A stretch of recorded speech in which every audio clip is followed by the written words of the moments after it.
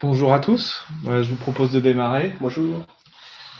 Euh, pour rappel, vous avez un petit chat en bas à droite pour partager et pour discuter. Vous avez également un onglet questions pour poser vos questions auxquelles on répondra à la fin de ce webinaire. Euh, donc, je vais me présenter déjà. Donc, Julien Léger, je suis directeur opérationnel chez NetWays et pour ce webinaire, je suis accompagné de Thomas Marais. Bonjour à tous, RSSI côté Netways. Donc moi je m'occupe à la fois de la partie gouvernance et sécurité opérationnelle de Netways. Merci. Pour commencer, déjà un petit rappel de NetWays, qui sommes-nous? Donc, on est une entreprise qui a été créée en 2008 et on accompagne maintenant plus de 200 clients, donc depuis plus de 15 ans, sur l'hébergement de leur SI, sur l'accompagnement aussi en sécurité et tout au long de la vie de leur SI en fait. Donc on a été certifié ISO 27001 il y a quelques années maintenant et on a passé la certification également HDS cette année. Donc, pour commencer, pour introduire un peu le sujet, on avait fait déjà plusieurs webinaires sur la sécurité informatique. Et pour nous, dans la vision NetWays, c'est la question à se poser, c'est pas si je me fais attaquer, mais plutôt quand je me ferai attaquer. Et quand je me ferai attaquer, il faut être prêt pour ce quand. Donc, on a déjà fait un premier webinaire sur être prêt pour ce quand, c'est avoir des backups immuables, avoir du PRA, faire des tests de PRA, etc. Et dans ce webinaire, aujourd'hui, on va plutôt aborder sur la deuxième phase qui est repousser le camp le plus loin possible. Peut-être tu peux Oui. nous en dire un peu plus Alors déjà. déjà je pense qu'il est important de conscientiser que l'informatique a changé complètement de place. Hier c'était un outil subsidiaire, secondaire. Aujourd'hui c'est vraiment devenu quelque chose de primaire. Donc il faut déjà conscientiser ce facteur-là. La deuxième chose, c'est qu'on est dans un monde où il y a de multiples crises géopolitiques, économiques, environnementales et bien sûr cyber aussi qui va être inhérente aux données informatiques en fait. Et dessus, on va pouvoir voir que ça amène des facteurs aggravants de ce qu'on pourrait qualifier, c'est ce qu'on a mis la guerre numérique.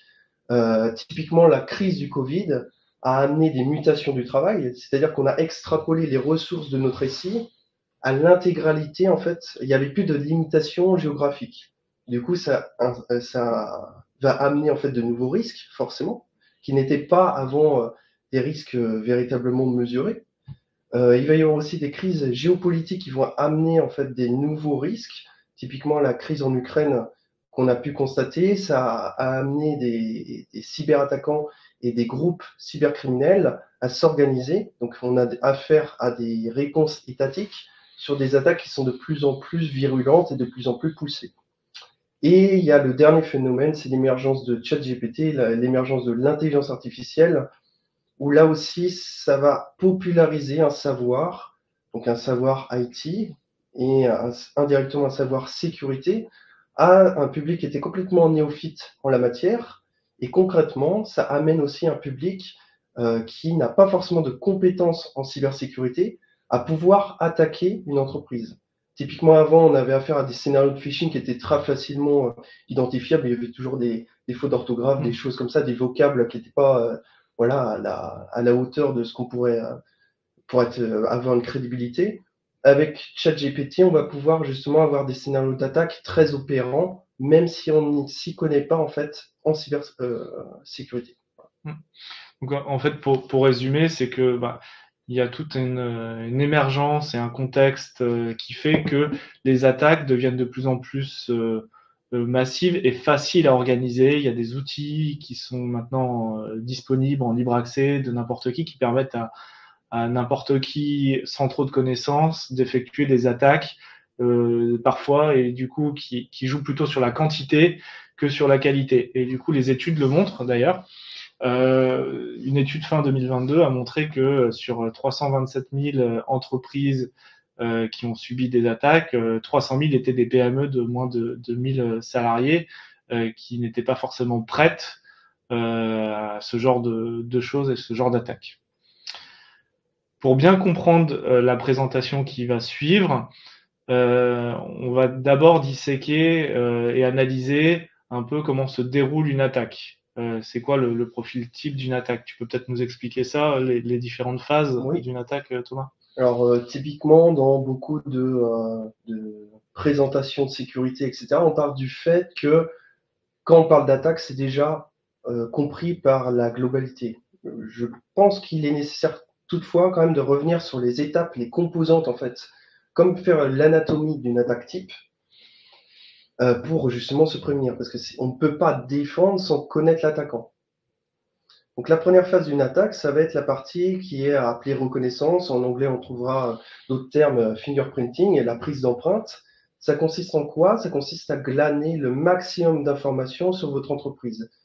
Une entreprise, c'est quoi? C'est un ensemble de ressources, par exemple humains, financiers, ce que vous voulez, qui vont pouvoir trouver des traces sur Internet. Typiquement, sur le réseau LinkedIn, LinkedIn en fait a amené une nouvelle problématique. C'est avant vous aviez un organigramme purement interne qui permettait d'identifier les rôles clés dans votre entreprise. Aujourd'hui, un attaquant va avoir accès à ces informations-là et va justement être en capacité de cibler telle ou telle personne qui ne serait pas forcément disposée à la sécurité ou, à l'inverse, quelqu'un qui aurait des informations clés par rapport à la cybersécurité. Et il va pouvoir orienter comme ça des scénarios d'attaque. On entend souvent parler de phishing. En gros, ce qu'il faut comprendre, c'est qu'il va y avoir des attaques de social engineering. Autrement dit, essayer de faire des attaques qui sont basées sur la psychologie humaine pour essayer d'influencer et de récupérer des informations qui étaient de nature privée. Donc ça, c'est la première partie, la partie reconnaissance, où l'attaquant va essayer aussi d'interroger les DNS, enfin bref, c'est toutes les informations techniques, humaines, etc., qui sont inhérentes à votre entreprise, qui peuvent être récupérées d'une manière passive. C'est ce qu'on appelle de l'OSINT. Donc l'OSINT, c'est l'Open Source Intelligence, c'est la récupération passive d'informations sur votre entreprise. La deuxième phase, ça va être la phase scanning. Donc là, l'attaquant va rentrer plus en actif contre l'organisation qu'il cible. Typiquement, ça va être du scan de port réseau, ça va être voilà, énormément de choses comme ça qui vont lui permettre de comprendre quels sont les ports qui sont ouverts, quelles sont les versions de logiciels que vous avez, quels sont les sites internet que vous hébergez, etc. La troisième phase, c'est le gaining access. Donc, ça va consister à exploiter des vulnérabilités qui auraient été repérées justement dans la phase scanning. Je dis n'importe quoi, dans la phase scanning, vous avez un WordPress, un site officiel. Il a repéré que vous n'étiez pas dans la dernière version et qu'il y a une CVE. Donc, une CVE, c'est une Common Vulnerability Exposure, c'est une vulnérabilité rendue publique qu'il va pouvoir exploiter. Et c'est lors de cette phase-là où justement il va exploiter pour essayer d'avoir un accès au sein de votre SI sur un serveur ou autre pour pouvoir après éventuellement rebondir. La quatrième étape, c'est le maintaining access. Donc une fois que l'attaquant en fait a un accès sur votre SI, ce qu'il va essayer de faire, c'est de le maintenir. Donc on trouve souvent communément appelé porte dérobée, rootkit, etc. C'est par tous ces mécanismes-là que l'attaquant va essayer justement d'avoir un œil en continu sur votre SI pour pouvoir revenir et même faire parfois des attaques par pivot. Donc, c'est-à-dire qu'il a attaqué votre entreprise pour éventuellement rebondir sur une autre. Donc, il faut aussi bien comprendre ça. Et la dernière étape, c'est covering tracks. C'est un attaquant, il ne veut pas qu'on puisse le retracer. Donc, le premier réflexe, ça va être d'effacer tous les logs en local sur les serveurs, etc. Et généralement, il y a aussi des attaques par rebond. Il est très rare aujourd'hui qu'un attaquant il prenne sa machine et il attaque directement. Généralement, il va rebondir sur d'autres cibles préalables. Là, on peut aussi entendre parler de botnets ou de réseaux qui sont dédiés en fait à des attaques et qui vont être très difficilement identifiables pour remonter justement à l'attaquant. Ah, merci pour cette analyse et ces explications, Thomas. La première étape pour essayer de contrer ces attaques, c'est d'abord savoir à quoi on est vulnérable. Donc en fait, il va falloir cartographier, analyser, identifier ce qu'on appelle notre surface d'attaque, ce à quoi on est vulnérable, pour repousser le camp le plus loin possible. Alors pour ça, ça va passer par plusieurs étapes, suivant votre maturité, suivant les ressources que vous avez, suivant peut-être la sensibilisation que vous avez à la sécurité ou le moyen que vous voulez y mettre. Mais une première étape qui est très importante, c'est de connaître ses actifs et surtout connaître ses processus métiers qui sont critiques pour la survie de son entreprise. Alors peut-être que tu peux nous expliquer un peu le plus en détail les différentes étapes. Complètement. Donc, on a essayé en fait de Anthony. découper en 4 phases pour vous expliquer comment identifier la surface d'attaque. Il y a une analogie qu'on pourrait faire, c'est le connais-toi toi-même de Socrate. C'est la même chose qu'un attaquant va faire en fait. Il va essayer d'identifier et de connaître sa cible. Donc, si vous voulez vous prémunir d'un attaquant, bah, il est indispensable de se connaître soi-même. Donc, ça veut dire quoi? Ça veut dire avoir la connaissance de tous ses actifs, d'avoir conscience que ces actifs sont aussi dans un cycle où ils vont rentrer et sortir. Typiquement, vous accueillez quelqu'un, donc dans la partie onboarding, on a des ressources humaines qui vont rentrer dans votre récit, qui vont avoir des informations inhérentes à votre récit, et après, vous avez la partie offboarding. Donc, c'est un cycle comme ça en continu de vie. Ça va être aussi de repérer tous les processus métiers. Donc, les processus métiers, c'est typiquement comprendre toutes les interactions entre mes actifs. Est-ce qu'il y a tel ou tel service qui va opérer avec tel ou tel service? Quels sont le type d'informations qui vont échanger? Est-ce que c'est des informations cruciales? Est-ce que c'est des informations de nature publique, etc. Et justement de comprendre leur interaction. Il y a un troisième point, on avait mis, c'est la dimension interne et externe. C'est comme une attaque. On parle souvent, on part du présupposé qu'une attaque, c'est toujours externe. Or, il y a complètement un aspect aussi interne. Typiquement, un exemple qui pourrait être donné, c'est on a un employé qui, lors de la phase de offboarding, la phase se passe mal, il pourrait avoir dans l'esprit d'apporter une revanche voilà, contre l'entreprise. Et du coup, être un critère d'attaque contre votre SI. Donc, il faut aussi opérer à la cartographie sur 2 plans, puisque c'est 2 risques par nature qui sont distincts. Et la dernière des choses, c'est organiser des pen tests. Donc, si vous avez du mal à cartographier votre SI, il va exister en fait un ensemble d'outils qui va vous permettre de répertorier justement quels sont les actifs, bon, Qualys, etc., Shodan, ce que vous voulez. Et aussi, ce que vous pouvez faire, c'est faire appel à une société qui est spécialisée en cyber pour vous assister justement dans la reconnaissance des vulnérabilités sur l'ensemble de votre SI. Donc ça, c'est la première phase, c'est la phase cartographie. Une fois qu'on a cartographié, il va falloir apprécier. C'est-à-dire, pour chaque actif, on va pouvoir leur donner une criticité en fonction d'un critère. Bon, les critères les plus communs, c'est le CIA, Confidentiality, Integrity, Availability, ou DICT en français, qui ajoute la notion de traçabilité avec le T.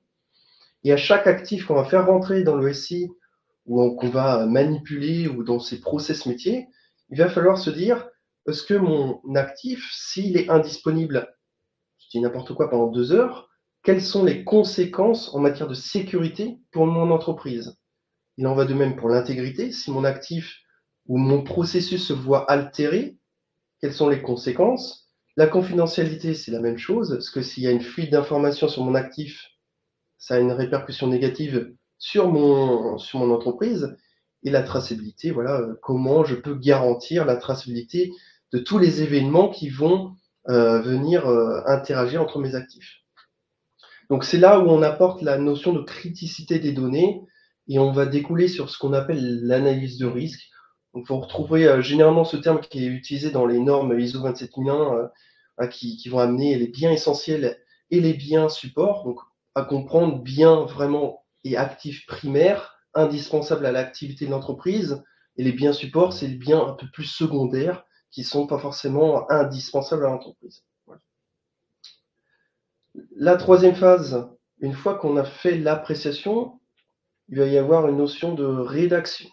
Donc la rédaction, c'est quelque chose qui est généralement mal vu par les entreprises parce que la documentation, c'est laborieux. Mais ce qu'il faut bien comprendre, c'est que plus vous avez de la qualité, plus vous aurez de la sécurité. Pourquoi? Parce que vous structurez votre récit, vous structurez vos interactions et du coup, vous limitez aussi toutes les choses qui peuvent sortir du process. Donc plus c'est cadré, plus c'est tracé, plus c'est simple pour opérer entre les différents actifs. Et il va être important aussi de les formaliser et surtout de les communiquer. Typiquement, si vous rédigez des politiques de sécurité sur le SI, c'est très bien, mais si personne n'est au courant, personne ne pourra les respecter. Voilà, ça sert à rien. Et la dernière étape, c'est bien sûr, une fois que vous avez fait ces 3 étapes préalables, essayez de faire gagner en reconnaissance cyber. Ça veut dire quoi? Ça veut dire justement se faire certifier par des organismes dédiés aux certifications pour valoriser justement votre plus-value en cybersécurité et faire promouvoir justement votre activité en termes de sécurité. Ouais, c'est un peu les différentes étapes que vous pouvez mener pour identifier votre surface d'attaque en fonction évidemment des ressources, je leur dis du budget, de votre envie aussi de se faire certifier ou des fois des réglementations qui vous sont imposées à votre entreprise. Mais l'étape clé et la première étape à mener qui doit être faite, c'est analyser quel processus métier est important et primordial à la survie de mon entreprise et quels sont du coup les actifs qui participent à ce processus et c'est cela qu'il faudra sécuriser en premier. Donc maintenant qu'on a vu un peu comment identifier sa surface d'attaque, enfin la surface sur laquelle plutôt on est sensible et on peut être attaqué et ce qui est prioritaire pour nous, il va falloir appliquer des protections sur ces actifs ou ces processus métiers, parce qu'on va fonctionner comme ça, par actif ou par processus, et il faudra répéter du coup ces différentes étapes par actif, par processus, etc., pour se protéger.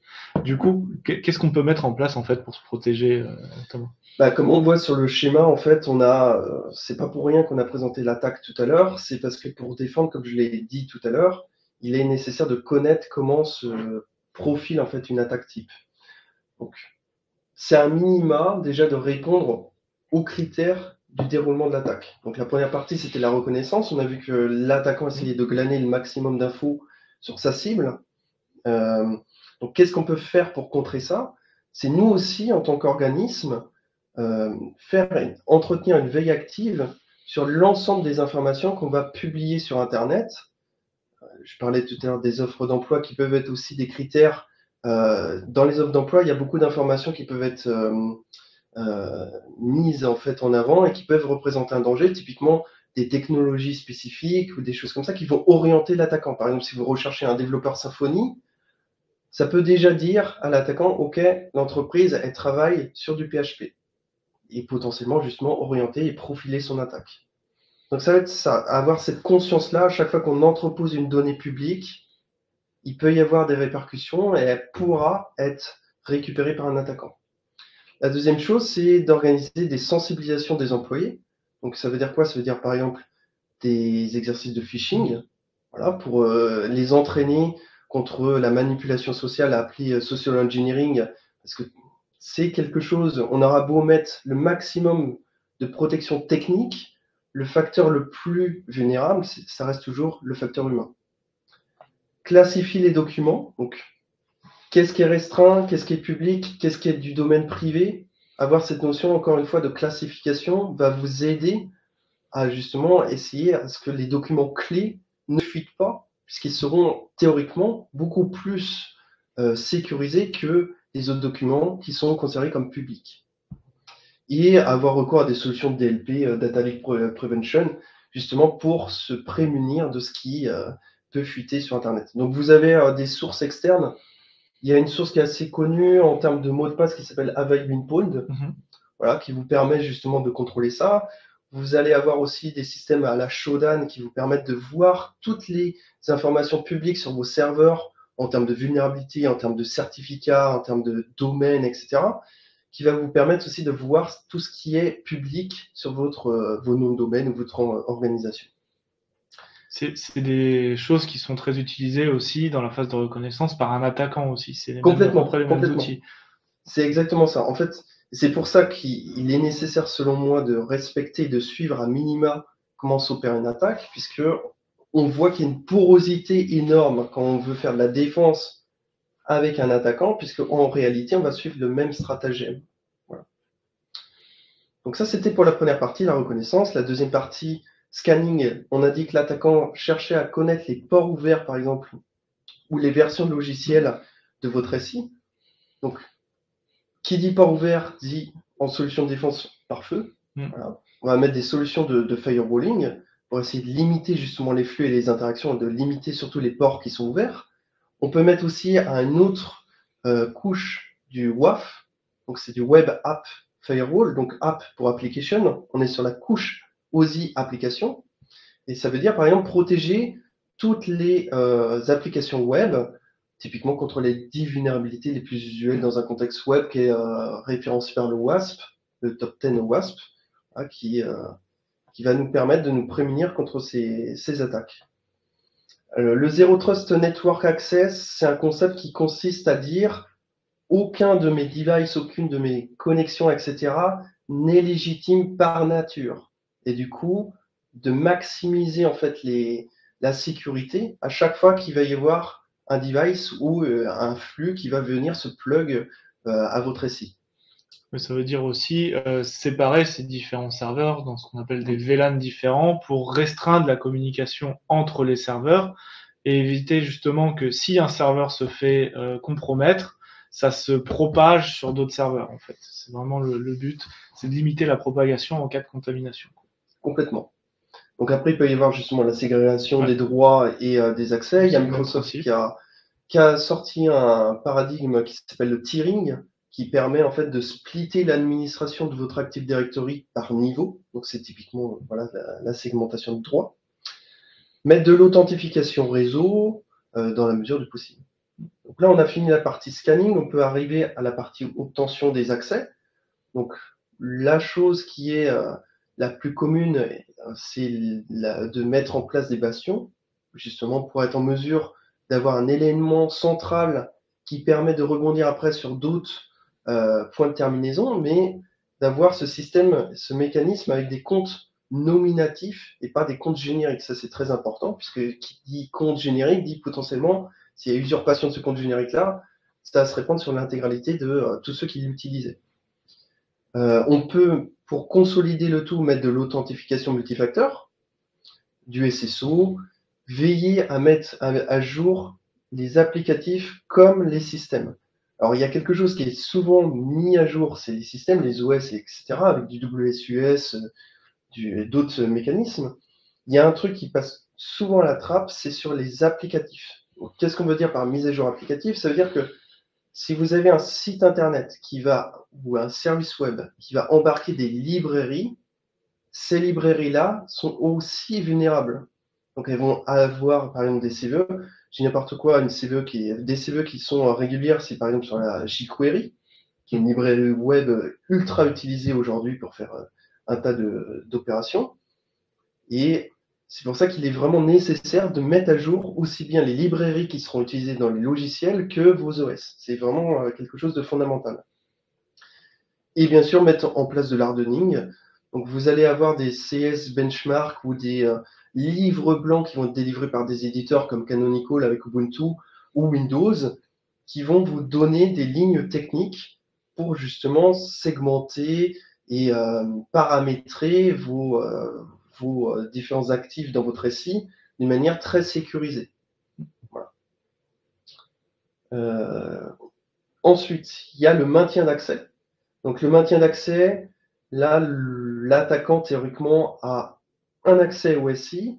Donc comment on peut faire pour s'en protéger? C'est mettre typiquement de l'analyse comportementale. Donc cette analyse comportementale, on va la retrouver dans des EDR, XDR, qui vont justement lister les processus qui vont être en jeu sur votre serveur, par exemple, et se dire, ah, c'est bizarre, il y a une DLL qui a altéré tel ou tel processus. Ou, oh, il y a une création d'un fichier qui a provoqué ça en clé de registre, etc. Donc, c'est être en mesure de repérer tous les événements malicieux pour justement essayer de se prémunir justement des maintiens d'accès. Les revues des droits et des accès aussi, bien entendu, à faire. Donc, à chaque fois qu'on a des comptes d'administration, les lister et les savoir ce qu'ils font et opérer à cette revue de droits de manière assez fréquente, tous les 3 mois, ou tous les 2 mois. Et la dernière étape, c'est l'effacement des traces. Comment on peut se prémunir de ça? C'est typiquement mettre des CIEM. C'est-à-dire que si l'attaquant est face en local, si on a un CIEM, on va pouvoir récupérer les événements en temps réel et pouvoir les analyser post-incident. Donc ça, c'est fondamental. Et mettre aussi, dans la mesure du possible, du SOC. Donc ça, Mm. c'est des équipes qui sont apprêtées pour la surveillance en continu de votre SI et analyser les logs et voir ce qu'il y a il y a des événements malicieux et comment voilà, réagir en fonction. Donc il y a plein de choses qu'on peut faire dans les différentes étapes en fait d'une attaque pour se prémunir de chacune des étapes. Maintenant, vous avez mis en place les outils, mais il faut quand même surveiller ces outils, surveiller des comportements pour pouvoir détecter une attaque et savoir quand est-ce que vous faites attaquer pour pouvoir réagir. Du coup, qu'est-ce qu'on peut un peu surveiller comme Bah, chose déjà, il peut y avoir en deux standard pro? moyens, je pense, pour la surveillance. Il y a, comme les dimensions tout à l'heure, interne-externe. Dimension externe, on peut penser au CERT de l'ANSSI. Donc, le CERT de l'ANSSI, c'est tout simplement un service web qui vous permet de consulter toutes les vulnérabilités qui ont été constatées par l'Agence nationale des systèmes d'information en France sur telle ou telle technologie. Par exemple, on a détecté une CVE et vous avez potentiellement ce patch-là, et là, ils vont vous donner toutes les indications pour rebondir sur l'éditeur qui va vous donner tous les moyens de mitigation. Donc, il y a des moyens externes, mais il y a aussi des moyens internes. Donc, on a parlé tout à l'heure des logs, en gros, la surveillance de tout ce qui est OS, mais aussi de tout ce qui est réseau. Voilà. Avec, par exemple, la détection d'intrusion des IDS, des IPS, l'analyse de la réputation des adresses IP, voilà. Et toujours, bien sûr, veiller à la sensibilisation et de la formation de votre personnel. Ouais. Donc toutes ces surveillances externes passent par du CERT et il est nécessaire du coup de connaître ses actifs, les versions, etc. pour savoir si on est sensible ou non à une CVE. Et la dimension interne qui va se baser sur la collecte de logs, sur le SIEM, et du coup sur de la corrélation de logs provenant de plusieurs endroits, un log réseau avec un log système ou des logs système qui proviennent de plusieurs serveurs pour détecter des comportements qui seraient anormaux sur votre SI, par exemple une authentification sur plusieurs machines dans la même minute ou ce genre de choses. On reste sur des scénarios là basiques, mais il y a tout un tas de scénarios embarqués dans les SIEM pour détecter ce type d'activité et de vulnérabilité.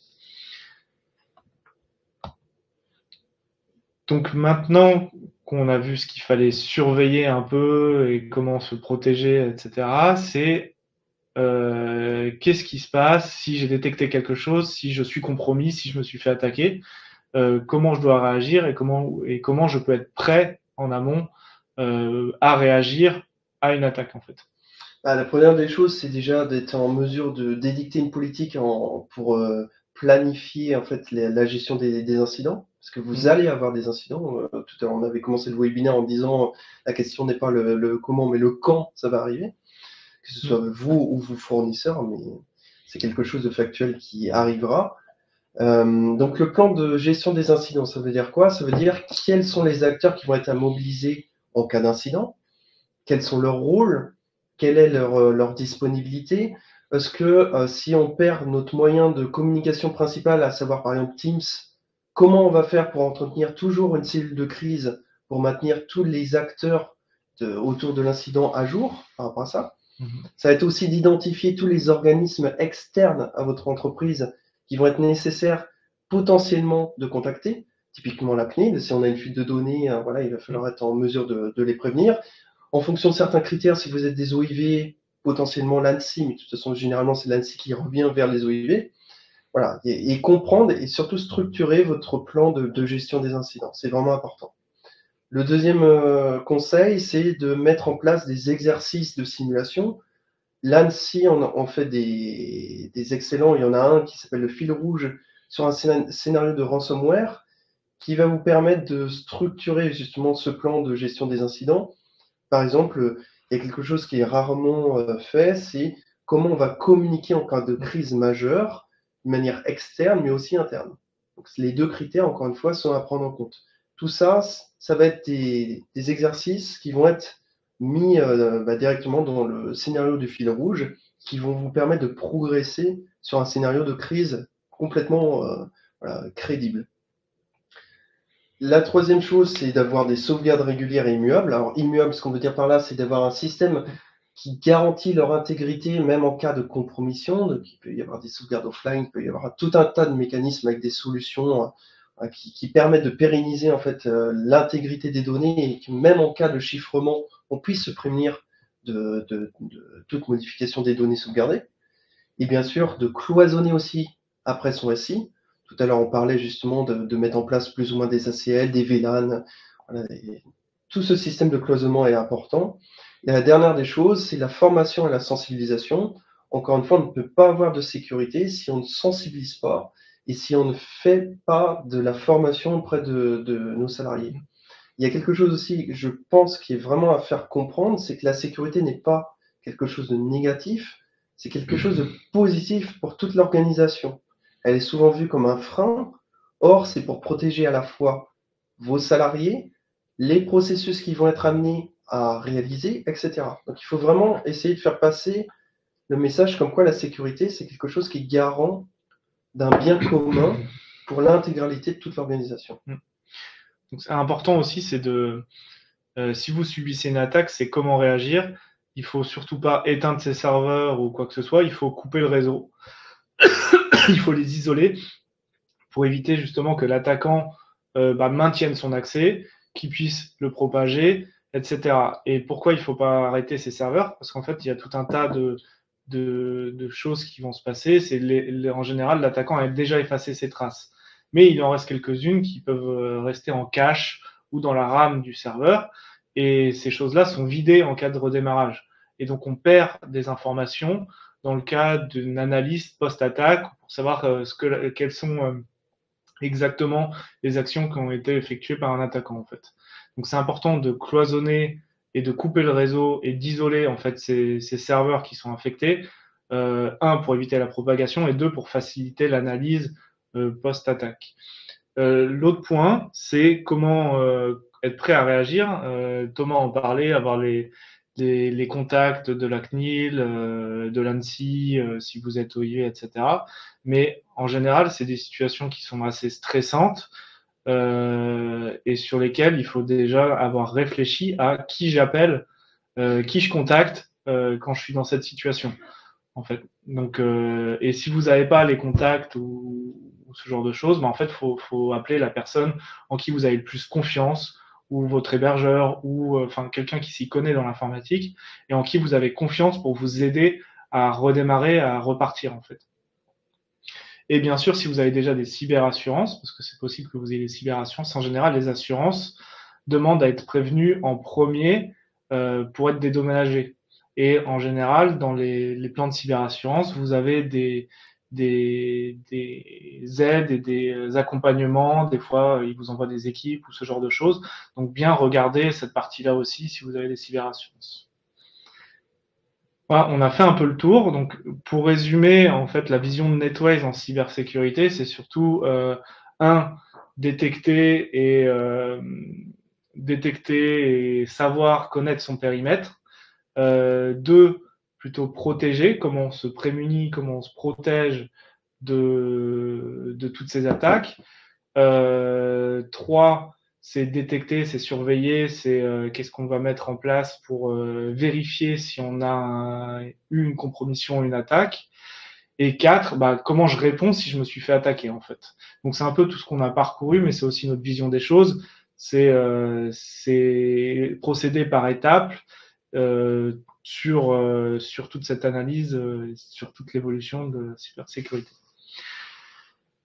On a fini de faire le tour de ce webinaire. Donc, je vais laisser quelques minutes si vous avez des questions à nous poser, si vous avez besoin de plus de précision sur des points qu'on aurait passés peut-être un peu rapidement. Je vous laisse poser ça soit dans le chat, soit dans la partie questions. Je vois qu'il y a déjà une question. Quelle est la différence entre un firewall et un web app firewall? Alors, un firewall, nous dire. Déjà le web app firewall, on voit qu'il y a app pour application et web. Donc, en fait, le principe d'un WAF, c'est la contraction, c'est l'acronyme, c'est d'opérer sur des flux HTTP, HTTPS. Donc, on va pouvoir se prémunir des injections Mhm. typiquement web, des 10 scénarios les plus usuels dans le cadre de l'OWASP, voilà, typiquement. Un pare-feu, ça va opérer justement sur la partie réseau, principalement. Et donc, on n'est pas sur les mêmes couches au niveau des opérations qui vont être réalisées en fait par la protection. Ouais, donc en Voilà, fait, le firewall va opérer au niveau des ports plutôt, c'est ça. des IP, etc. Alors qu'un WAF va analyser des paramètres dans des URL pour savoir s'il y a des requêtes qui peuvent être malicieuses ou non, quoi. C'est ça, Voilà. complètement. Pas d'autres questions? Donc, voilà, bah, n'hésitez pas à nous recontacter ou si vous voulez avoir le replay de ce webinaire. Euh, on va mettre fin du coup à cette session. Voilà, merci à tous pour Merci votre beaucoup. écoute.